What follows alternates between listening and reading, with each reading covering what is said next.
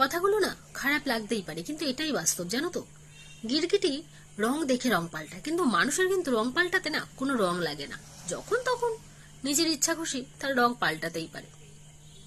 এই কদিন আগের কথাই, যখন মানুষ বলছিল যে উৎসব চাই না, তাদের মধ্যে থেকে কিছু কিছু মানুষ, সবার কথা বলছি না কিন্তু খেয়াল করবে, কিছু কিছু মানুষের কথা বলছি, রাস্তায় বেরোলেই জিজ্ঞাসা করবে, এই শোনো, পুজোর শপিং হলো, কোথা থেকে করেছো, কলকাতা থেকে নাকি অন্য কোথা থেকে?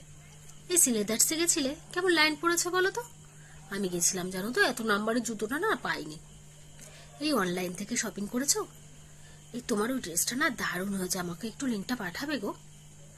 এই শোনো শোনো, পিকনিক করবে না? সামনে যে মহালয়া আসছে, পিকনিক করতে হবে তো। তারপরে, এই পুজোতে কোথায় ঘুরতে যাবে গো? কলকাতা? আমাকে কিন্তু বলো, দেখো আমি কিন্তু 5 দিনের জন্য 5টা ড্রেস অলরেডি সিলেক্ট করে রেখেছি, মিস করা যাবে না বলো। অষ্টমীতে একটা ঝাক্কাস শাড়ি পরবো, জানো তো। এই মানুষগুলো, মানে ওই তাদের মধ্যে কিছু কিছু মানুষের এইরকম মানসিকতা, মানে ওই সব শিয়াল ডাকছে বলে আমাকেও ডাকতে হবে, এরা হচ্ছে তেমন পাবলিক।